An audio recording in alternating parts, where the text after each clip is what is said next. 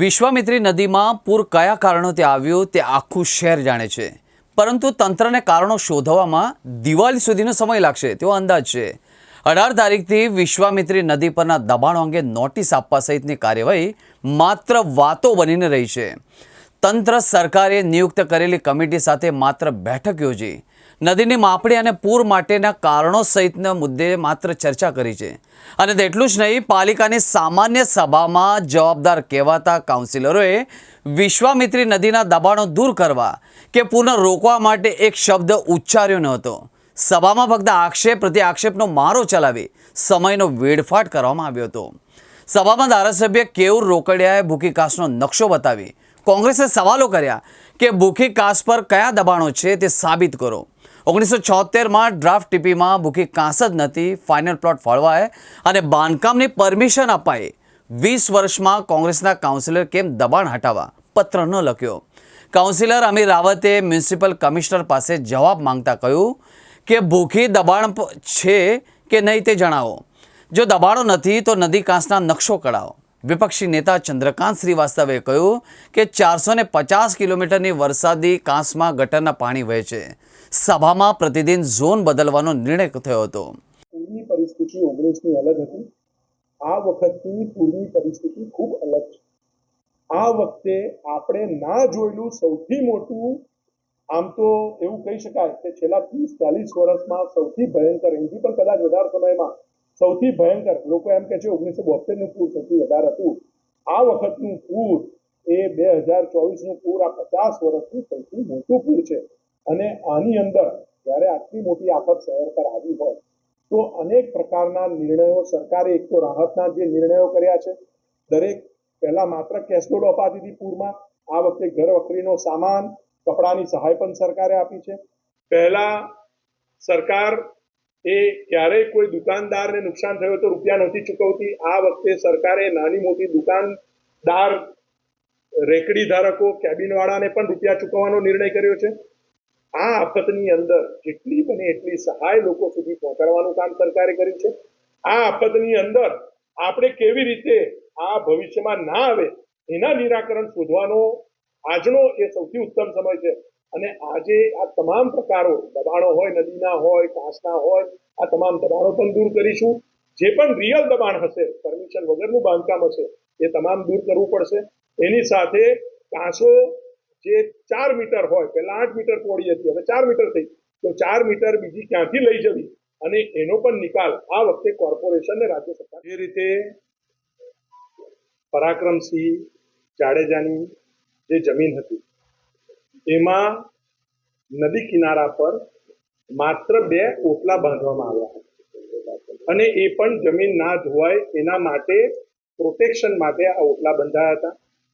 મારા અને કમિશનર શ્રી સાથે મિટિંગ દરમિયાન અમે આ મુદ્દો કહેતા પરાક્રમસિંહે જાતે એક ઓટલા સ્વેચ્છાએ દૂર કર્યા છે, પરંતુ એના સામે જ કિનારે વિશ્વામિત્રી નદીથી 10 મીટરના ડિસ્ટન્સ પર વિનુભાઈ જીવાભાઈ પટેલ, મારી પાસે નામ એક્ઝેક્ટ નથી, પણ વિનુભાઈ જીવાભાઈ પટેલ એ કોંગ્રેસના આગેવાન છે, એમને ઝોન ફેર કર્યા વગર ત્યાં મોટો 2 માળનો બંગલો બનાવી દીધો હતો।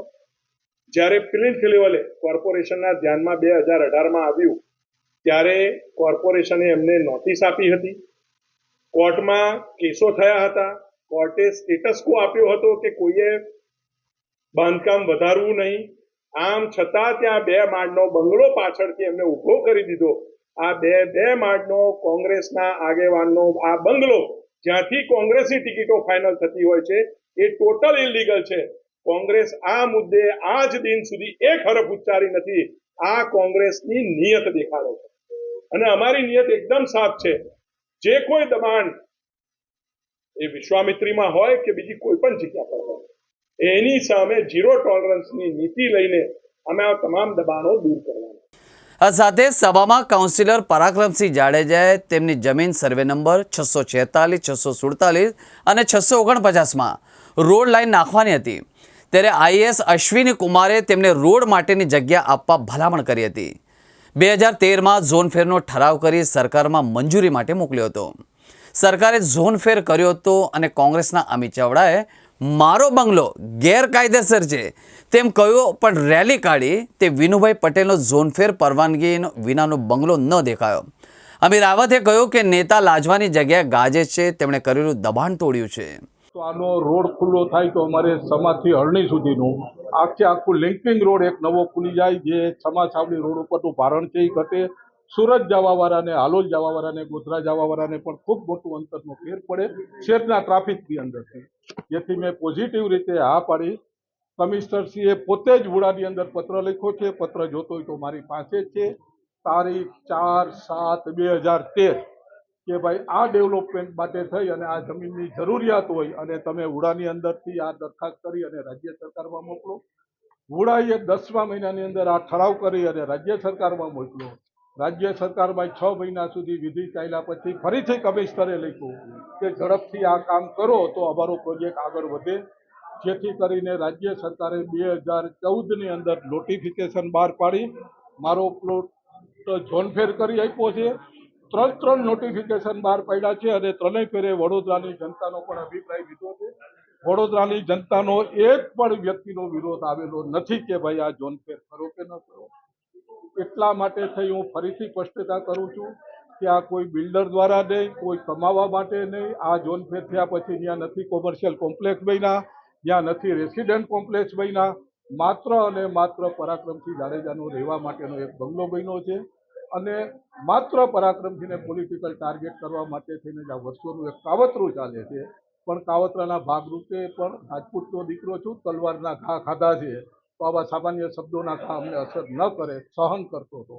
પણ જ્યારે વડોદરાની પ્રજાને એટલું મોટું નુકસાન થયું છે ત્યારે વડોદરાની પ્રજાને સાચી વાત જણાવવા માટે થઈ અને મને આજે લાગ્યું કે મારે આ બોલવું જોઈએ. એટલે તમામ ડોક્યુમેન્ટ સાથે હું આવ્યો છું. કોર્પોરેશનમાં તમામ ડોક્યુમેન્ટ સહિત મેં વાત કરી છે. હવે બીજી વાત આવી મારા દબાણની. તો દબાણની અંદર તમે બધા પણ આની અંદર ઘણા બધા લોકો એક્સપોર્ટ લોકો છો. જ્યાં જ્યાં પોતાની જમીન હોય ત્યાં પોતાની જમીનને પ્રોટેક્શન કરવા માટે થઈને તમે દિવાલ બાંધી શકો. દિવાલ ઉપર તમે નથી મકાન બનાવી શકતા, નથી ગજીબા બનાવી શકતા કે નથી બીજું કશું બનાવી શકતા. મારી જમીન ઉપર મારી ભૂલ શું હતી કે દિવાલ બનાવ્યા પાછળની બાજુમાં કોન્ક્રીટ પાથરીને સફેદ ટાઇલ્સ મેં નાખી હતી. સેટેલાઇટ ઉપરના ફોટામાં સફેદ ટાઇલ્સ એટલે એવું દેખાતું હતું કે આ તો કોઈ મોટું કન્સ્ટ્રક્શન છે. હું પોતે આ પૂર આવ્યા પછી કમિશનરશ્રીને ફતેગંજના એક વિષય માટે રૂબરૂ મળવા ગયો અને ત્યારે મેં કમિશનરને કીધું, કમિશનરશ્રી, વડોદરા શહેરનું જે કાંઈ કામ હોય નેગેટિવ પોઝિટિવ, તો પોઝિટિવ કામમાં હું તમારી સાથે છું. મને એને કાગળ બતાવ્યો. મને કે પરાક્રમસિંહ એક વિનંતી છે કે આ સેટેલાઇટના વડોદરાના એટલા ફોટા છે, એમાં તમારી ત્યાં નદી કિનારે એક આવડું આ સફેદ બિલ્ડિંગ દેખાય છે. એટલે મેં કીધું સાહેબ અત્યારે જ માણસને મોકલું, ત્યાં કોઈ જાતનું બિલ્ડિંગ નથી, આ સફેદ ટાઇલ્સ પાથરેલી છે અને બાજુમાં 2 ઓટા બેસવા માટેના, ઓટાની સાઈઝે કહું 2.5 ફૂટ બાય 4.5 ફૂટ એવા 2 ઓટા બનાવેલા છે.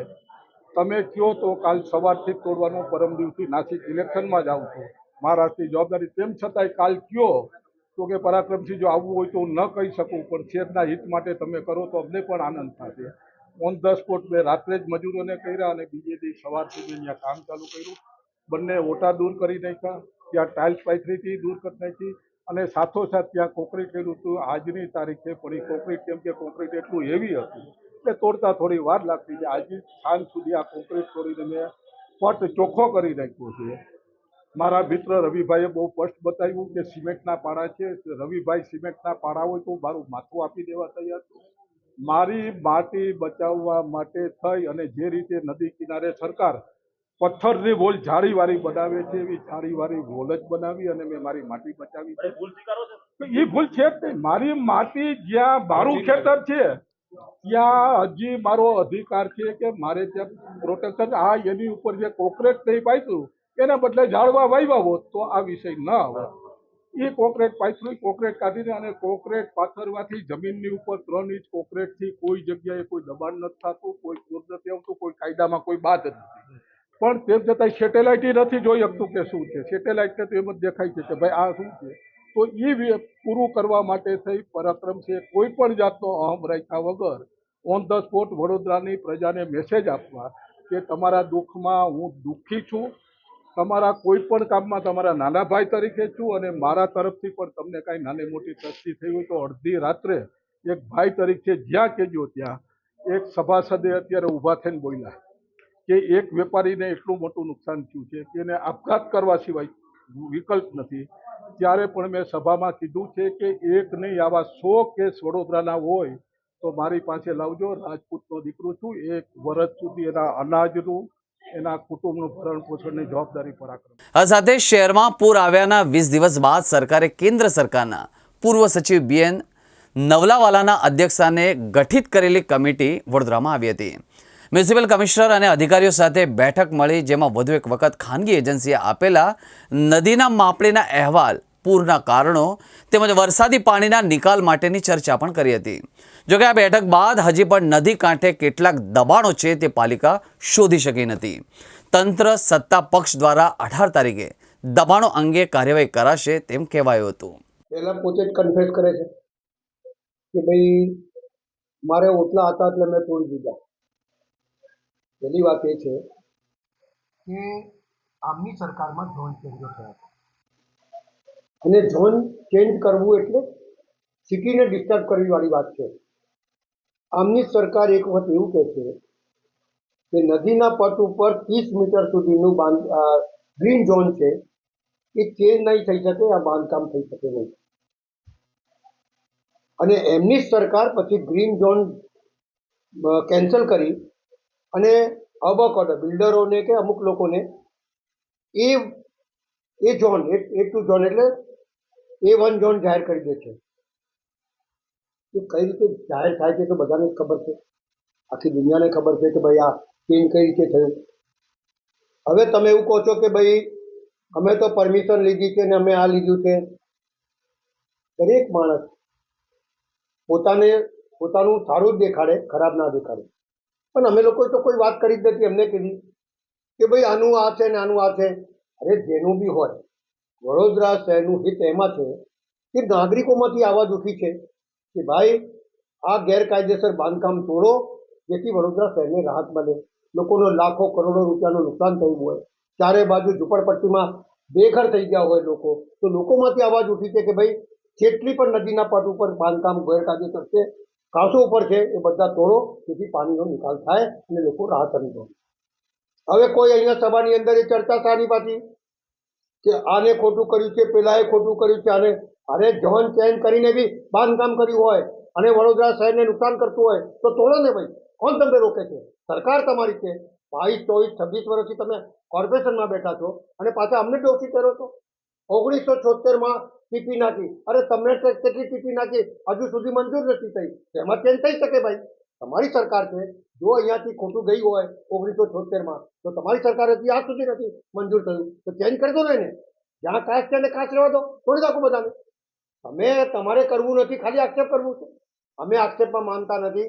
અમે એટલું જ કહીએ છીએ કે વડોદરા શહેરના નગરજનોના હિતમાં જે બી ઝોન ચેન્જ થયા હોય અને જેને બી બાંધકામ કર્યું હોય વડોદરા શહેરને નુકસાન પહોંચાડવાનું, એ તમામના બાંધકામ તોડી સરળતાથી પાણી નીકળી જાય અને આ શહેરની અંદર પૂર ના આવે, એવી પરિસ્થિતિનું સર્જન ના થાય, લોકોનું કરોડો રૂપિયા નુકસાન ના થાય, એ જોવાની વાત છે. આને કર્યું પેલા નહીં કર્યું અમે એમાં માનતા નથી. અમે તો શહેરના હિતમાં માનીએ છીએ. તમારી પાસે પુરાવા હોય, તમારી પાસે આ હોય, અમે તો કહીએ છીએ કે ભૂખી કાં હતી ત્યાં, અને તમે કહો તો નથી, તો જૂનો રસ્તો કાઢો, 50 વર્ષ જૂનો, તો ખબર પડી જશે છે કે નહીં. અને હોય તો તોડી નાખો બધાના. અમે ક્યાં ના કહીએ છીએ કે નહીં તોડો. અમે તો શહેરના હિતની જ વાત કરીએ છીએ કે ભાઈ તોડીને બી લોકોને રાહત મળે, પૂર ના આવે, શહેરની અંદર પાણી ના ભરાય અને કરોડો રૂપિયાનું જે નુકસાન થયું છે, પારાવાર લોકો ઘરબાર વગરના થઈ ગયા છે, એવી પરિસ્થિતિનું ફરી સર્જન ના થાય એ વાત છે. ભાજપના ધારાસભ્ય કોંગ્રેસે ભૂખી તાસ રસ્તામાંથી નીકળેલી સીટીમાંથી અને ભૂખી તાસના ત્યાં સારી લોક આપણે ગેરકાયદેસર કોંગ્રેસના સભાસદો ચેકિંગ કરવા ગયા હતા. એ કરવા ગયા હતા કે અધિકારીઓએ કર્યું છે. અને તમારી સરકાર છે, પારદર્શકતાની વાત કરો છો, મક્કમવાળી સરકાર છે, તો જે અધિકારીઓ કર્યું એને સસ્પેન્ડ કરો, જેલ ભેગો કરો. શહેરના હિતમાં જે કરવું હોય કરો. બિલ્ડિંગો બન્યો તો તોડો, ઝોન ચેન્જ કર્યો તો એને સસ્પેન્ડ કરો. પણ તમે ખાલી આક્ષેપબાજી ના કરો ભાઈ. તમે આક્ષેપબાજી કરીને શહેરને સત્યાનાશ કરી દીધું છે. એક નગરજન બોલે છે કે સત્યાનાશ વાળી દીધું શહેરનું.